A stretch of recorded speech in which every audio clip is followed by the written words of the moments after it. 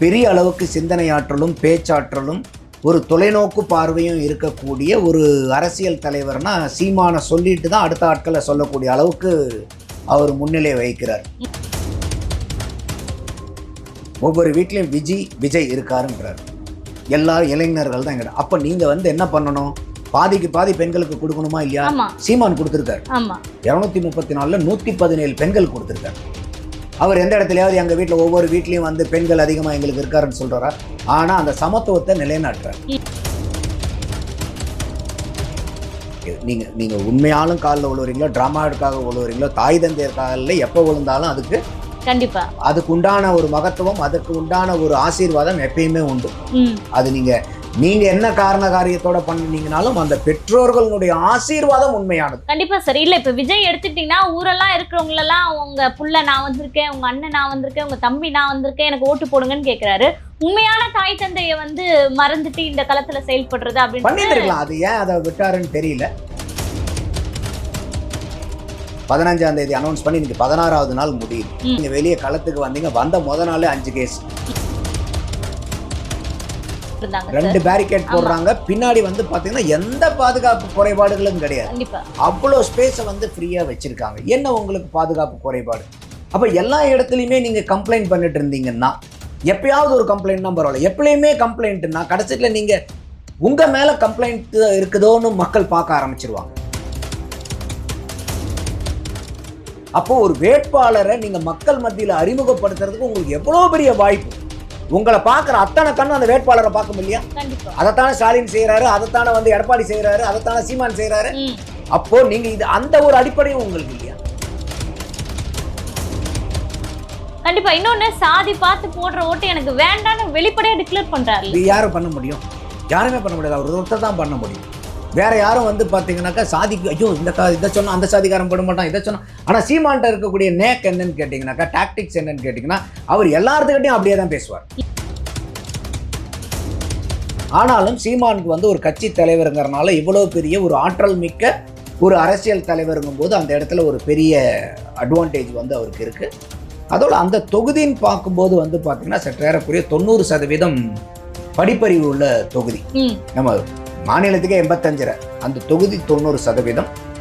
வாக்காளர்களுடைய demography எடுத்து பார்க்கும்போது 25 வயதிலிருந்து 44 வயது வரைக்கும் 44% வாக்காளர்கள் இருக்காங்க. காரைக்குடியில சீமான் அவர்கள் பெரிய அளவுல வந்து வாக்குகள் இருக்கு அப்படின்றத நீங்க வந்து கடந்த காணொலியிலேயே பேசியிருந்தீங்க. இன்னொன்னு, அவர் வேட்புமனு தாக்கல் செஞ்சாரு. தாயிடமும் மனைவியிடமும் வந்து பாத்தீங்கன்னா ஒரு அன்பை பரிமாறிக்கொண்டு அந்த வேட்புமனு தாக்கல் செஞ்சாரு. விஜய் வந்து பாத்தீங்கன்னா என்னுடைய தாயாக நினைக்கக்கூடிய இந்த பெரம்பூர்ல இருந்து பிரச்சாரத்தை ஸ்டார்ட் பண்றேன்றாரு. உடன் தாய் தந்தை யாருமே கிடையாது. இதை எப்படி பாக்குறீங்க சார்? மக்கள் எப்படி இதை பார்ப்பாங்க? இல்லை, இது வந்து ஒரு பெரிய விஷயமா நான் பார்க்கல. என்ன காரணம்னு கேட்டிங்கனாக்கா, விஜய் அவர்கள் அவங்க பெற்றோர் கூட இல்லை, மனைவி கூடயும் இல்லை. அந்த பிரச்சனை நமக்கு தெரியும். இப்போ அவங்க டைவர்ஸ் கேஸ்லாம் போட்டிருக்காங்க. அதுக்கப்புறம் இவர் கல்யாணத்துக்கு கூட்டிகிட்டு அதுலேருந்து தான் அவருடைய சரிவு ஆரம்பிக்குது. சீமான் அவர்கள் இந்த மாதிரி நீங்கள் சொல்கிற மாதிரி குடும்பத்தாரனுடைய ஆசையை வாங்கிட்டு போய் பண்ணுறாங்கும் போது இது மட்டுமே வந்து ஒரு அரசியல் தலைவரையோ இல்லை ஒரு அரசியல் ஆளுமைகளையோ இதை அடிப்படையாக வச்சு மட்டும் வாக்களிப்பாங்கன்னு நான் பார்க்கல. ஓகே, இவர் குடும்பத்தோட இருக்காரு, குடும்பத்தினுடைய ஆசீர்வாதத்தை வாங்கிட்டு போறாரு, அவர் தனியா இருக்காரு. அதனால அவர் தனிப்பட்ட முறையில போய் தன்னுடைய எல்லா மாநாடுகள் எல்லாத்துக்குமே தாய் தந்தை வந்தாங்க இல்லைங்களா? அப்ப வேட்புமனு தாக்கல் செய்யும் போது மட்டும் ஏன் அவங்களிடம் ஒரு ஆசி வாங்கல, எதுவுமே பண்ணல? இது பேசியிருப்பாரா என்னன்னு தெரியல. அட்லீஸ்ட் ஒரு டிராமாட்டிக்கானாச்சும் அதை செஞ்சிருக்கலாம். போயிட்டு எத்தனையோ செய்றீங்க நீங்க, அந்த மாதிரி இவர் அங்க போயிட்டு அவர்கிட்ட ஒரு ஆசீர்வாதம் வாங்கிட்டு வர மாதிரி கூட போயிருக்கலாம். அது நீங்க உண்மையாலும் காலில் விழுவுறீங்களோ, ட்ராமாவுக்காக விழுவுறீங்களோ, தாய் தந்தையர் காலில் எப்போ விழுந்தாலும் அதுக்கு கண்டிப்பா அதுக்கு உண்டான ஒரு மகத்துவம், அதுக்கு உண்டான ஒரு ஆசீர்வாதம் எப்பயுமே உண்டு. அது நீங்க என்ன காரண காரியத்தோட பண்ணீங்கனாலும் அந்த பெற்றோர்களுடைய ஆசீர்வாதம் உண்மையானது. கண்டிப்பா சரி. இல்ல இப்ப விஜய் எடுத்துக்கிட்டீங்கன்னா ஊரெல்லாம் இருக்கிறவங்களெல்லாம் உங்க புள்ள நான் வந்திருக்கேன், உங்க அண்ணன் நான் வந்திருக்கேன், உங்க தம்பி நான் வந்திருக்கேன், எனக்கு ஓட்டு போடுங்கன்னு கேட்கிறாரு. உண்மையான தாய் தந்தைய வந்து மறந்துட்டு இந்த களத்துல செயல்படுறது அப்படின்னு பண்ணிருக்கலாம். அது ஏன் அதை விட்டாருன்னு தெரியல. அது பண்ணினாரா இல்ல போன்ல கூப்பிட்டாரா என்னங்கிறது நமக்கு தெரியல. தகவல் பண்ணியிருந்தாருன்னா சிறப்பு. அது பண்ணாதனாலேயே பாருங்க அம்மா காலில் விழுவல, அப்பா காலில் விழுவல, அதனால நான் இவருக்கு வாக்களிக்க மாட்டேன், அந்த மாதிரி ஒரு முடிவு எடுக்க மாட்டாங்க. கண்டிப்பா சார். இன்னொன்னு சீமான் அவர்கள் வந்து பாத்தீங்கன்னா, தேர்தல் பிரச்சாரம் அது சூறாவளி வேகத்துல தினமும் போயிட்டு இருக்கு. 4, 5 தொகுதிகளை ஒரு நாளைக்கு கவர் பண்ணிட்டு இருக்காரு. நேத்து தான் விஜய் பிரச்சாரத்தை ஸ்டார்ட் பண்ணாரு. 4 இடம் ஆரம்பிச்சு 2 இடத்துல தான் பண்ண முடிஞ்சது. அடுத்த 2 இடம் போல. இன்னைக்கு பிரச்சாரத்துக்கு லீவ் விட்டுட்டாரு. இப்படியே போனா எப்படிதான் சார் களம்? இதுதான் ஒரு படத்துல வந்து பாத்தீங்கன்னாக்க விவேக் சொல்லுவார், எப்பயாவது ஒன்று வித்தவுட்னா பரவாயில்லப்பா, எப்பயுமே வித்தவுட்னா எப்படிப்பானா? அப்போ எப்பயாவது ஒன்று நீங்கள் வந்து சரியாக அரசியல் களமாடலைன்னா பரவாயில்ல, எப்பயுமே நான் வந்து அரசியல் களமாட மாட்டேன், அதுவும் இந்த மாதிரி மாரல் கோட் ஆஃப் கான்டாக்ட் வந்ததுக்கப்புறம் கூட சரியான அரசியல் களமாடுதல் இல்லைன்னாக்கா அதெல்லாம் பெரிய ஏமாற்றமாக தான் முடியும் விஜய் அவர்களுக்கு. என்னென்னா அவங்க சொன்னது பாருங்கள், நாங்கள் மாடல் கோட் ஆஃப் கான்டாக்ட் வந்ததுக்கு அப்புறம் பாருங்கள் நாங்கள் பின்னி பெடல் எடுப்போம்னு ஆதவர்ஜுனா பேசுகிறேன். 15ஆம் தேதி அனௌன்ஸ் பண்ணி இன்னைக்கு 16வது நாள் முடியுது. நேத்து தான் நீங்க வெளியே களத்துக்கு வந்தீங்க, வந்த நாளே 5 கேஸ் அவர் மேல. அவங்க என்ன சொல்றாங்க, 5 ஒலிபெருக்கிக்கு தான் அலௌடு, நீங்க 30 ஒலிபெருக்கி எப்படி வைக்கலாம்? இதுல வந்து யாரு மேல தப்பு? அதே மாதிரி நம்ம அவர் பெரம்பூர்ல பேசும்போது கூட பாக்குறோம், பின்னாடி அவருக்கு பின்னாடி பூரா இடம் காலியா தான் பண்ணி வச்சிருக்காங்க. அந்த அளவுக்கு பாதுகாப்பு கொடுத்து மத்த இடத்துல எல்லாம் கூட இவ்வளவு ஃப்ரீயா அவர் நின்று பேசல. கண்டிப்பா 2 பேரிகேட் போட்டிருந்தாங்க. 2 பேரிகேட் போடுறாங்க. பின்னாடி வந்து பாத்தீங்கன்னா எந்த பாதுகாப்பு குறைபாடுகளும் கிடையாது. கண்டிப்பா அவ்வளவு ஸ்பேஸ வந்து ஃப்ரீயா வச்சிருக்காங்க. என்ன உங்களுக்கு பாதுகாப்பு குறைபாடு? அப்ப எல்லா இடத்துலயுமே நீங்க கம்ப்ளைண்ட் பண்ணிட்டு இருந்தீங்கன்னா, எப்பயாவது ஒரு கம்ப்ளைண்ட் தான் பரவாயில்ல, எப்பயுமே கம்ப்ளைண்ட்னா கடைசியில நீங்க உங்க மேல கம்ப்ளைண்ட் இருக்குதோன்னு மக்கள் பார்க்க ஆரம்பிச்சிருவாங்க. கண்டிப்பா. இன்னொன்னு பெரிதா மக்கள் என்ன சார் பண்ணிட போறாங்க? ஆரவாரமா ஒரு வரவேற்பாங்க, அவ்வளவுதான். உங்களை சுத்தி வர்றீங்க இல்ல, நீங்க இன்னைக்கு இது எம்சிசி இருக்கிறனால அதுல பல வகையான கேம்பெயினிங் இருக்கு. தெருமுனை பிரச்சாரம், பொதுக்கூட்டம், அப்படியே நீங்க போக போக கும்பிட்டுட்டு வாக்கு வாங்கிட்டு போறது, ஸோ ஆட்டோ வச்சு பண்றது, டாக்ஸி இது ஓப்பன் ஜீப்ல நின்று பேச, இந்த மாதிரி பல இது இருக்கு. ஒவ்வொன்றுக்கும் ஒரு கிரைட்டீரியாஸ் இருக்கு. இதுல எவ்வளவு பேர் வரலாம், அதுல எவ்வளவு பேர் வரலாம், ஒவ்வொன்றுக்கும் ஒவ்வொரு வகைப்படுத்தப்பட்டது இருக்கு. அப்ப நீங்க எதுக்கு பர்மிஷன் வாங்குறீங்களோ அதுக்கு உண்டான கூட்டம் தான் அலவுடு. இப்ப நீங்க மாதிரி இல்லைங்க, நாங்க வந்து 1000 பேர் வருவாங்கன்னு நினைச்சோம், திடீர்னு 10,000 பேர் வந்துட்டாங்க, நாங்க என்ன பண்ணுவோம்னு சொல்ல முடியாதுங்க. ஏன்னா அதுக்காக தான் இந்த செக்மெண்டேஷனே பிரிக்கிறாங்க. அதுல சில குறைபாடுகள். 2வது, இவங்க வந்து இன்னைக்கும் அது வந்து ஆன்லைன்ல தான் நீங்க அப்ளை பண்ணணும். இப்ப நமக்கு என்ன தகவல் வருதுன்னா, போலீஸ் பர்மிஷனுக்கு இவங்க லெட்டர் பேர்ல எழுதிட்டு போறாங்க அப்படிங்கிற அளவுக்கு தகவல் வருது. அப்ப அந்த அளவுக்கு கூட வந்து நீங்க ஆன்லைன்ல தான் அப்ளை பண்ணி இதை வாங்கணுமா? அது ஃபர்ஸ்ட் கம் ஃபர்ஸ்ட் சர்வ்டு தான் வரும். அது அதனாலதான் அந்த ஆன்லைன் சிஸ்டம் கொண்டு வருது. ஏன்னா வேற யாரும் வந்து அதை மேனிப்புலேட் பண்ணிடக்கூடாது. ஏன்னா இப்ப எனக்கு இன்ஃபுளுசர் தான், நான் வந்து உங்க அதிகாரியா இருந்தான்னா கூட உங்களை நான் ஏதாவது மிரட்டி உரட்டி இல்லை என்னுடைய உறவு முறையை வச்சு கூட எனக்கு நீங்க வந்து வேண்டப்பட்ட நபரா இருந்தா கூட நான் வந்து உங்ககிட்ட கெஞ்சி கூத்தாடி எனக்கு கொஞ்சம் முன்னாடி போட்டுட்டு இருப்பான்னு கூட வாங்கி போயிடலாம். அந்த மாதிரிலாம் இருக்கக்கூடாதுங்கிறதுக்காக தான் அவங்க ஆன்லைன் சிஸ்டத்துல கொண்டு வராங்க, ஃபர்ஸ்ட் கம் ஃபர்ஸ்ட் சர்வீஸ் பேசிஸ்ல. அப்ப அந்த இதுலயும் வந்து பாத்தீங்கன்னா அவங்களுக்கு ஒரு பெரிய ப்ராப்பரா ஸ்ட்ரக்சர் பண்றதுக்கு இல்லை. அப்ப இதெல்லாம் வந்து அவங்களுடைய பெரிய குறைபாடுகளா நான் பாக்குறேன். ஸோ இதெல்லாம் வந்து அவங்க இது எல்லாத்துக்கும் மூல காரணம் என்னன்னு கேட்டீங்கன்னா, காலம் கடந்து நீங்க எல்லாத்தையும் செய்யறதுனால வர பிரச்சனைகள். நீங்க காலத்தோட எல்லாம், நீங்க காலம் இருக்கும் போதே எதுக்காக சொன்னாங்க, காற்றுள்ள போதே தூற்றிக்கொள்னு ஏன் பெரியவங்க சொன்னாங்க? அப்ப நீங்க காத்தடிக்கும் போது பூரா விட்டுட்டு இப்ப வந்து நீங்க தூத்தும் போது காத்தடிக்கணும் எங்க இருந்து காத்தடிக்கும்? புஷு புஷு நம்ம தான் வாயில தான் ஊதணும். அப்போ நீங்க வந்து இந்த மாதிரி அரசியல் செயல்பாடுகள் இது எல்லாத்தையும் நீங்க காலம் இருக்கும் போதே செய்ய ஆரம்பிச்சீங்கன்னா, கத்துக்க ஆரம்பிச்சீங்கன்னா, இதை பத்திலாம் நீங்க கலந்துரையாடி இருந்தீங்கன்னா இந்த பிரச்சனைகள்லாம் வராது. கண்டிப்பா. அப்போ நீங்க கட்சி ஆரம்பிச்சதுல இருந்து நீங்க பிப்ரவரி மாசம் இப்ப வந்து பாத்தீங்கன்னா சற்றேறக்குரிய 25-26 மாசம் முடிஞ்சது. கண்டிப்பா. ஒரு நாளைக்கு 5 தொகுதினா கூட முடிக்க முடியாது. 26 மாசங்கள் நீங்க ஒண்ணுமே பண்ணாம உட்கார்ந்துட்டு 20 நாள்ல நீங்க தமிழ்நாட்டை எப்படி போய் சுத்தி பார்ப்பீங்க? ஒரு நாளைக்கு எத்தனை தொகுதி போவாரு? நேத்து 2 தொகுதி தான் போவாரு. பெரம்பூர் 1, அப்புறம் கொளத்தூர் 1 போனாருன்னு நினைக்கிறேன். கொளத்தூர்ல கூட வேட்பாளர் பெயரை தப்பா சொல்லிட்டாருன்றாங்க. தப்பா சொல்லிட்டாரு சார். ஏன் வேட்பாளரை வந்து அந்த வண்டியில நிக்க வச்சு இவர்தான் அப்படின்னு மக்கள் கிட்ட காட்டணும்ல சார்? அப்போ நீங்க எல்லா இடத்துலயுமே விஜய் விஜய் விஜய் விஜய் தான் காமிக்கணுமா? ஏன் வேற வேட்பாளர் வண்டியில ஏற மாட்டாரு அவரு? அப்போ ஒரு வேட்பாளரை நீங்க மக்கள் மத்தியில அறிமுகப்படுத்துறதுக்கு உங்களுக்கு எவ்வளவு பெரிய வாய்ப்பு. உங்களை பாக்குற அத்தனை கண்ணு அந்த வேட்பாளரை பார்க்க முடியா? கண்டிப்பா. அதைத்தானே ஸ்டாலின் செய்யறாரு, அதைத்தானே வந்து எடப்பாடி செய்யறாரு, அதைத்தானே சீமான் செய்யறாரு. அப்போ நீங்க இது அந்த ஒரு அடிப்படையும் உங்களுக்கு இல்லையா? அப்ப எல்லாமே விஜய் விஜய் விஜய். நான் அப்ப நீங்க எந்த வேட்பாளரையும் அறிமுகப்படுத்த போறது இல்லையா? சார் அட்லீஸ்ட் தனி வண்டியில நிக்க வச்சா கூட பரவாயில்ல சார். மக்களோட மக்களா அவங்களும் ஒரு கூட்டத்துல நின்னு வேடிக்கை பாக்குறாங்க. நீங்க சொல்றது நியாயம். நீங்க கூப்பிட்டு பக்கத்துல நிக்க வைக்கணும். முடிஞ்சா தோல் மேல தோல் கை போடுங்க. பாட்டுல போடுறீங்களா இல்லையா? தோல் மேல தோல் மேல கை போடக்கூடிய தலைவன் தான் அது பாட்டு விட்டாங்களா இல்லையா? அப்ப இதெல்லாம் நின்று நீங்க தோல் மேல கை போட்டுக்கிட்டு ஒரு 2 டைலாக் வேட்பாளரை பக்கத்துல வச்சுக்கிட்டு அவர் மேல இப்படி போட்டுட்டு 2 டைலாக் பேசுனீங்கன்னா எவ்வளவு அப்பீலிங்கா இருக்கும் இல்லையா வாக்காளர்களுக்கு? கண்டிப்பா. அப்ப எதைத்தான் நீங்க சரியா செய்றீங்க? எதையுமே சரியா செய்ய மாட்டேன். ஆனா எனக்கு சீஃப் மினிஸ்டர் கொடுங்க, எனக்கு கொடுங்க, நான் சரியா பண்ணிடுவேன். சரி, நீங்க சரியா பண்ணிருங்க. இது வரைக்கும் பண்ணுன எதையாவது சரியா பண்ணிருக்கீங்களானா இல்ல. அப்ப நீங்க எந்த அடிப்படையில நீங்க ஒரு ஆட்சியை கொடுத்தா சரியா பண்ணுவீங்கன்னு உங்க கையில கொடுக்கறதுங்கிறதா மக்களுடைய கேள்வியா இருக்கு. கண்டிப்பா சார். இப்ப சீமான் அவர்கள் பல தொகுதிகள்ல பிரச்சாரத்தை மேற்கொண்டு இருக்கிறார். நாம் தமிழர் கட்சியினுடைய அந்த மக்களிடம் இருக்கக்கூடிய அந்த அதாவது ஆரவாரம் எப்படி இருக்கு சார்? இல்ல, நாம் தமிழர் கட்சியை பொறுத்த வரைக்கும் என்னைக்குமே அவங்க கொள்கை சார்ந்து நடக்கக்கூடிய ஒரு கட்சி. அவங்க இப்போ வரக்கூடிய தேர்தலில் வெற்றி பெறணுங்கிறதுக்காக வெற்றி மட்டுமே ஒரு இலக்கா பயணிக்கக்கூடிய கட்சி அல்ல. சீமானே அவர் பல தடவை சொல்றாரு, நான் இருக்கும்போதே நான் சீஃப் மினிஸ்டர் ஆகணுங்கிற கட்டாயம் கிடையாது. நான் என்னுடைய கொள்கை, எனக்கு முன்னாடி வந்த நபர்கள் செஞ்ச சமரசத்தை நான் செய்யாம என்னுடைய காலம் இருக்கிற வரைக்கும் நான் கடத்திக்கிட்டு போறேன். அதுக்கப்புறம் இன்னொருத்தங்கிட்ட கையளிச்சுட்டு போவேன். அதுக்கப்புறம் அவன் அதை செய்யட்டும். என்னைக்காவது ஒரு நாள் எங்க கொள்கை வெல்லும்னு அந்த கொள்கை, அந்த ஐடியாலஜி ட்ரிவன் பாலிடிக்ஸை அவர் ஃபோக்கஸ் பண்றாரு. அரித்தமெட்டிக் ட்ரிவன் பாலிடிக்ஸ் இல்லை அதில் எலக்டோரல் வின்னிங் ட்ரிவன் பாலிடிக்ஸ் இல்லை, ஐடியாலஜி ட்ரிவன் பாலிடிக்ஸ்.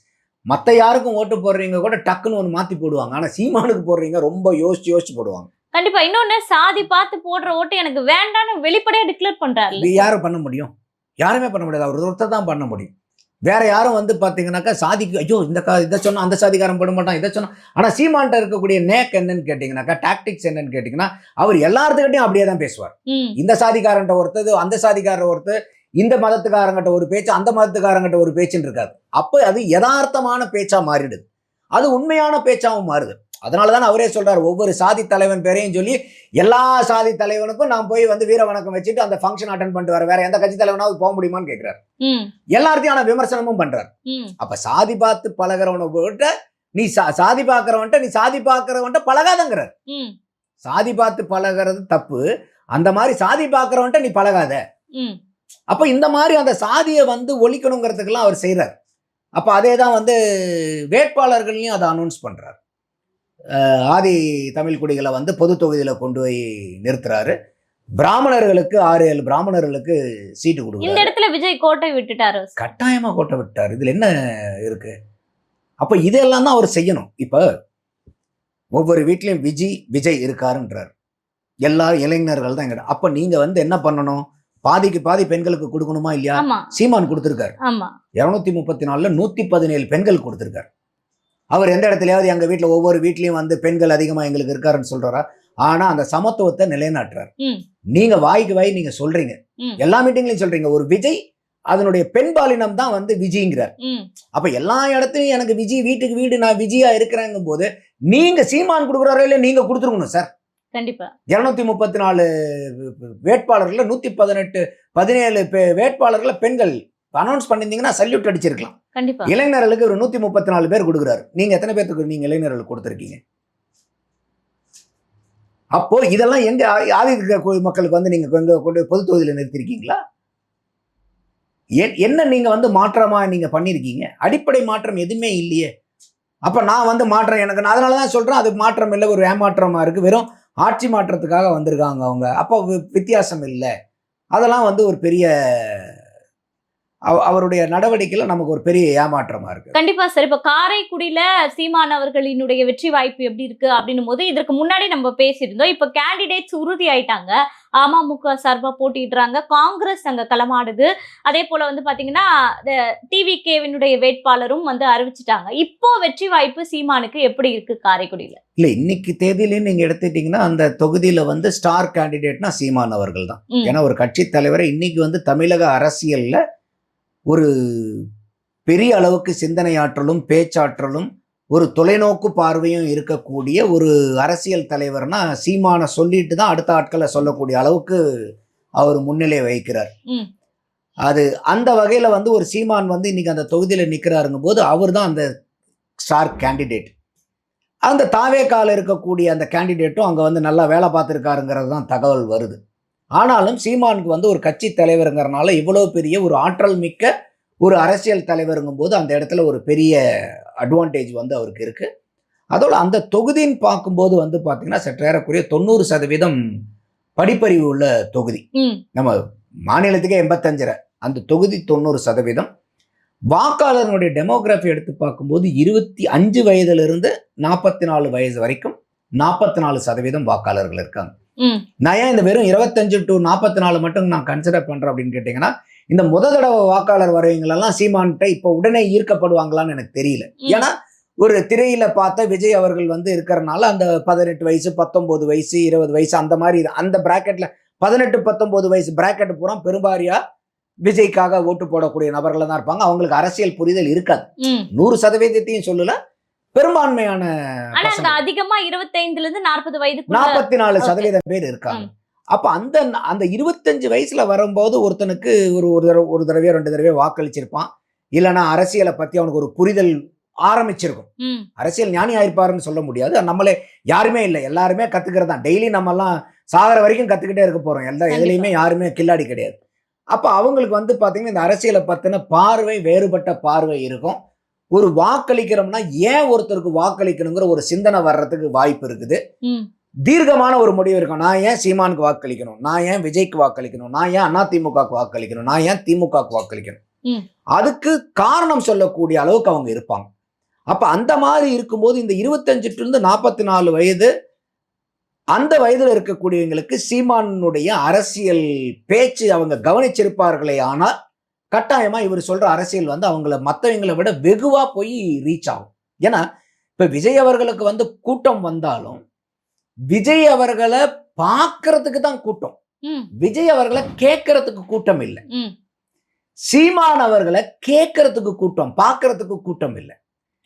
இப்ப நான் ஏற்கனவே உங்க சேனல்ல சொல்லியிருக்கேன்னு நினைக்கிறேன், ஒரு மாற்று கட்சியை சார்ந்த ஒரு நபரே வந்து சீமானுடைய அன்னைக்கு அந்த வேட்பாளர் அறிமுக பேச்சை பார்த்துட்டு அந்த விவசாயம் சார்ந்த பொருளாதாரத்தை எந்த அளவுக்கு அவர் முன்னிலைப்படுத்தி பேசுறாருங்கிறத ரொம்ப ஸ்லாகிச்சு என்கிட்ட பேசினார். அப்பயே நான் சொன்னேன், நீங்க அவருடைய பேச்சு வந்து அன்னைக்கு பேசுனதெல்லாம் டிப் ஆஃப் த ஐஸ்பர்க், கொஞ்சம் தான் அது நீங்க கேட்டது. நீங்க அவருடைய மற்ற பேச்சுகளையும் நீங்க கேட்டு பாருங்க. அதெல்லாம் கேட்டீங்கன்னா அன்னைக்கு வேட்பாளர் அறிமுகப்படுத்தும் போது பேசின பேச்செல்லாம் ஒரு பெரிய பயங்கரமான பேச்சுங்கிற அளவுக்குலாம் இல்ல, அது வந்து ஒரு டிப் ஆஃப் த ஐஸ்பர்க் தான் அப்படின்னு சொல்லிட்டு. அப்ப அந்த அளவுக்கு ஒரு மாற்று கட்சியில இருக்கிற பெரிய ஆட்களை கூட சீமானுடைய பேச்சு கவருது. ஏன்னா அவர் பேசுறதுல வந்து ஒரு நியாயமும் நேர்மையும் இருக்குது. அப்ப அதனால வந்து கவரப்படுறார். அப்படி அந்த மாதிரி வந்து வாக்காளர்கள் அந்த வயசுல இருக்கிறவங்க வந்து சீமானை பார்க்க நேரிட்டு இருந்தால், ஏன்னா இப்ப இன்னைக்கு சீமான் அவர்கள் கட்சி வளர்ந்ததே சோசியல் மீடியாவை பயன்படுத்தி தான். அப்ப இன்னைக்கு சோசியல் மீடியாவை பயன்படுத்துற அதிகமா யாருன்னா இந்த வயதுல இருக்கிறவங்க தான். அப்ப கட்டாயமா வந்து அவங்க வந்து சீமானுடைய பேச்சை கேட்காம போயிருக்கிறதுக்கு வாய்ப்பே இல்லை. அப்ப இந்த பிராக்கெட்ல இருக்கிறவங்களுடைய பெரும்பான்மையான ஒரு சாய்ஸா வந்து சீமான் இருக்கிறதுக்கு அதிகமான வாய்ப்புகள் இருக்கு. அதோட வந்து அவரே மண்ணின் மைந்தரா அந்த இடத்துல போய் நிக்கிறாரு. எல்லாத்துக்கும் மேல காங்கிரஸ் நிக்குதாங்க. அது ஒரு பெரிய டிராபேக்கா சார்? ஆமா, இன்னைக்கு காங்கிரஸ் வந்து எப்படி திமுகவுடைய கண்ணுல விரல விட்டு ஆட்டி இந்த 28 சீட் வாங்கினாங்கன்னு தெரியும். அதனாலதான் ஐயா ஸ்டாலின் கூட முடிச்சாச்சு அப்படின்னாரு, காங்கிரஸ் முடிச்சாச்சுட்டாரு. அப்ப திமுகவினுடைய வாக்கு நீங்க நல்லா யோசிச்சு பாருங்களேன்.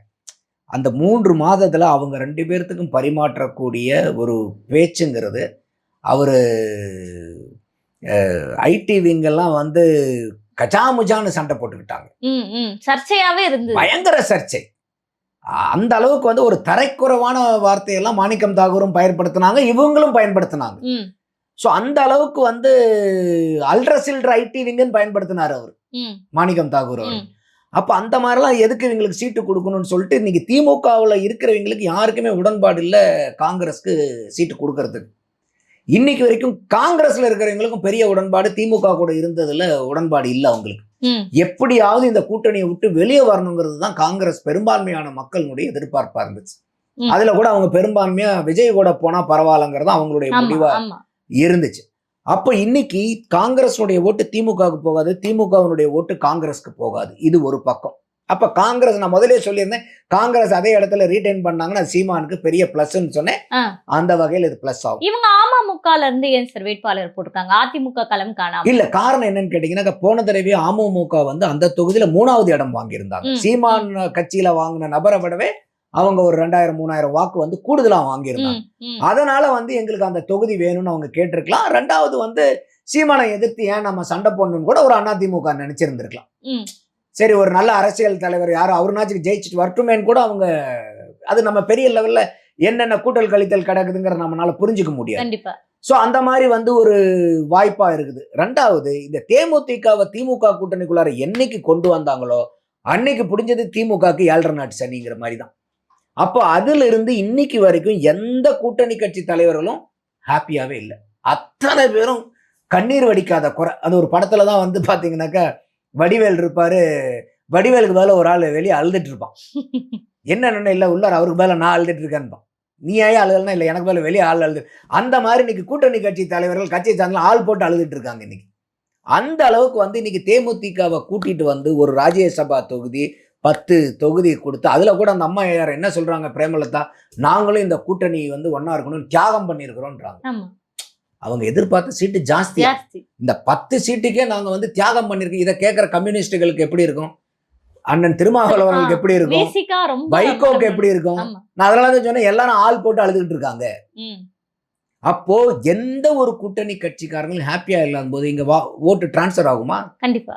ஒண்ணு, அவங்க ஆட்களே அவங்களுக்கு எதிராக வேலை பார்க்கக்கூடிய நிலவரம். அந்த கூட்டணி எது வந்து அவங்களுக்கு பலம்னு சொல்லிக்கிட்டு இருந்தாங்களோ அதே பலம் அவங்களுக்கு பலகீனமா மாறுச்சு. நான் இது ஆரம்பத்துல இருந்தே சொல்லிட்டு இருக்கேன். எப்படி சொல்றீங்க சார்? இப்ப அதாவது காங்கிரஸ் வேட்பாளர் போட்ட தொகுதியில திமுக காரன் வேலை பார்க்க மாட்டாங்க. எப்படி காங்கிரஸ் போய், அதனாலதான் நேத்து அறிவாலயத்துல கூப்பிட்டு ஐயா ஸ்டாலின் அவர்கள் மீட்டிங் போட்டது. எல்லா கட்சி தலைவரையும் கூட்டணி கட்சி தலைவரெல்லாம் வர சொல்லி எல்லாம் நம்ம ஒண்ணு மண்ணா இருக்கணும், எல்லாம் உங்க வெற்றி நம்ம இது பேச வேண்டிய கட்டாயம் ஏன் வந்துச்சு? எதனால வந்துச்சு? நீங்க எல்லாத்தையும் அடிச்சுட்டு கடைசியில கூப்பிட்டு பரவாயில்லப்பா சட்டையெல்லாம் கசங்கி இருக்கு, கசங்காம பாத்துக்கங்கன்னா அவங்க ஏத்துப்பாங்களா? அடிக்கிறதெல்லாம் அடிச்சுட்டு போட்டு நசுக்கிட்டீங்க. நீங்க சீட்டு கொடுங்க, தேமுதிகவுக்கு பிரச்சனை இல்லை. இந்த 4.25 வருஷம் உங்களுக்காக முட்டு கொடுத்து உங்க மேல ஒழுங்கு அடி உதையெல்லாம் வாங்கினது தேமுதிகவா? இல்ல. யாரு வாங்கினது? அவங்க வாங்குறாங்க, கம்யூனிஸ்டுகள் வாங்குறாங்க. என்ன மரியாதை கொடுத்துருக்கீங்க அவங்களுக்கு? அவங்க நாங்க எங்கேயும் போக மாட்டோம், எல்லா கதவையும் சாத்திட்டோம், நாங்க இங்கே தான் இருப்போம் டெய்லி காலையில எந்திரிச்சோன்னு சொல்லிட்டு இருந்தாங்கல்ல. கண்டிப்பா சார். இன்னொன்று, திரும்ப அவர்கள் ஏன் சார் திடீர்னு எம்பி பதவியில இருந்துகிட்டு எம்எல்ஏவாக, அதுவும் காட்டுமன்னார் கோயில்ல தனி தொகுதியில போட்டிடுறாரு? இது நல்ல கேள்வி. இது ஒண்ணு, அவங்களுக்கு 2 பொது தொகுதி கொடுத்துருக்கு. அவர் எப்பயுமே நம்ம கட்சி வந்து சாதி கட்சி கிடையாது, பொது ஜனத்துக்கான கட்சின்னு சொல்றத அதை நிரூபிக்கிறதுக்கு இவர் பொது தொகுதியில நின்று இருக்கணுங்கிறது என்னுடைய பார்வை. அதாவது நிக்கிறதுக்கு. 2வது, ஏன் நிக்கிறங்கிறது நேற்று அறிவாலயத்துல சொன்னார். அது காரணம் இல்லை. பாராளுமன்றத்தில் போய் பேசுறத விட இன்னைக்கு சட்டசபையில் நம்ம குரல் ஒலிக்கணும், அடக்கப்பட்டவர்கள் ஒடுக்கப்பட்டவர்களுக்காக நம்ம பாராளுமன்றத்தில் பேசுறதை விட, ஆல் இண்டியா இஷ்யூவை பேசுறதை விட இங்க லோக்கல் இஷ்யூவை பேசுறது முக்கியமா இருக்கு. இதெல்லாம் சப்பக்கட்டு. இது அண்ணன் திருமாவளவனுக்கு நேத்தான் தெரியுமா? சட்டமன்றம்னா என்ன, பாராளுமன்றம்னா என்ன, அங்க பேசுறது எங்க எதிரொலிக்கும், இங்க பேசுறது எங்க எதிரொலிக்கும் அண்ணன் திருமாவளவனுக்கு இன்னைக்கு தான் தெரியுமா என்ன? இல்ல சார், அவங்க ஆட்கள்லாம் திமுக காரனாவே மாறிட்டாங்கல்ல சார், அவங்க எம்எல்ஏக்கள், அதனால பயந்துட்டாரோ என்னமோ. அவரு இதுக்குண்டான காரணத்தை இந்த வேட்பாளர் பெயர் அறிவிக்கிறார் பாருங்க, அந்த வீடியோவை நீங்க பார்க்கணும்.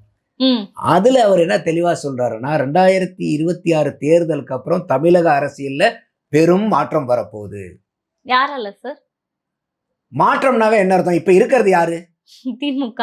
அப்ப மாற்றம் வருதுன்னா திமுக அப்படியே ஸ்டேட்டஸ் கோ இருக்குன்றாரு அவரு. அப்ப திமுக தோத்துறோன்றது அப்பட்டமா சொல்றாரு அவரு. 2026க்கு அப்புறம் தமிழக தேர்தல் பெரும் மாறுதலுக்கு உட்படுது. அப்ப நான் இங்க இருக்க வேண்டியது, மாநில அரசியல் இருக்க வேண்டியது கட்டாய தேவையா இருக்குதுங்கிறார். அப்ப நீங்க என்ன பண்ணணும்? அப்ப அதனாலதான் இந்த மீட்டிங் எல்லாம் நேற்று கூப்பிட்டது. அப்போ அவர் ஸ்டேட்டஸ் கோ நாங்க வெற்றி பெறுவோம்னு எல்லா இடத்துலயும் கேமராக்கு முன்னாடி சொல்றது ஏன் நீங்க வேட்பாளர் அனௌன்ஸ் பண்ணும்போது சொல்லல? உண்மை, அது நீங்க பேசுனது உண்மை. கேமராக்கு முன்னாடி பேசுறது ப்ரிப்பேர்டு ஸ்பீச். அப்படி சொல்லிட்டோம், அதுக்கு என்ன சப்பக்கட்டு கட்டுறதுங்கிறதுக்காக பேசுறது. அந்த அண்ணன் திருமாவளவன் அவர்கள் ஏன் நிற்கிறாருங்கிறதுடைய ஒரிஜினல் காரணம் அவர் வேட்பாளர் அறிவிக்கப்பட்ட அந்த வீடியோவை பார்த்தீங்கன்னா அதுல காரணம் இருக்கு. அப்ப அவர் தெளிவா சொல்றாரு, 2026க்கு அப்புறம் தமிழக அரசியல்ல ஒரு மாற்றம் வரும். அப்போ இருக்கிற ஸ்டேட்டஸ்கோ இருக்காதுங்கிறார். அப்ப இருக்கக்கூடிய ஆட்சி இருக்காது, அது எப்படியா வேணா மாறலாம். அப்ப நான் இங்க இருக்க வேண்டியது முக்கியம். தொங்கு சட்டசபை வரலாம். தொங்கு சட்டசபை வரும்போது ஒரு கூட்டணியில ஏற்படுறதுக்கு உட்கார்றதுக்கும் வாய்ப்பு இருக்கும். அப்ப நான் இங்க இருந்தேன்னா நான் ஒரு மினிஸ்டரா உட்காருவேன். இவர் எம்எல்ஏ வரலன்னா மினிஸ்டரா யாரை உட்கார வைப்பீங்க? கண்டிப்பா. எப்படி கால்குலேஷன் பண்றாரு பாருங்க. நான் அதனாலதான் சொன்னேன், அண்ணன் திருமாவளவன் அவர்கள் சாதாரணமானவர் இல்ல. அப்போ இதையெல்லாம் கூட்டி கணிக்கிறார். அப்ப அவர் தெளிவா அவருடைய வார்த்தையில நம்ம புரிஞ்சுக்க வேண்டியதுன்னா, திமுக திருப்பி பெரிய மெஜாரிட்டியில் ஜெயிக்காது ம், ம். அப்படிங்கிற ஆரூடத்தை அண்ணன் தொல் திருமாவளவன் அவர்களே மைண்ட் வாய்ஸ்ன்னு சொல்லி சவுண்டாக பேசிட்டார். ம், ம். அது எல்லாத்துக்குமே தெரிஞ்சு போச்சு. இப்போ வந்து அதிமுக வந்து ஏக சந்தோஷத்தில் இருக்கிறாங்க. அவங்க வந்து பரவாயில்ல நமக்கு திருப்பி வந்துரும்னு ஒரு பத்தாத குறைக்கு விஜய் அவர்களும் ஒரு பக்கம் வாக்க பிரிக்கிறாரு. ஸோ ஒரு 5 to 8% வாங்கினாருன்னா அது வந்து ஆன்டி இன்கம்பன்சி வாங்க பிரிக்கும்.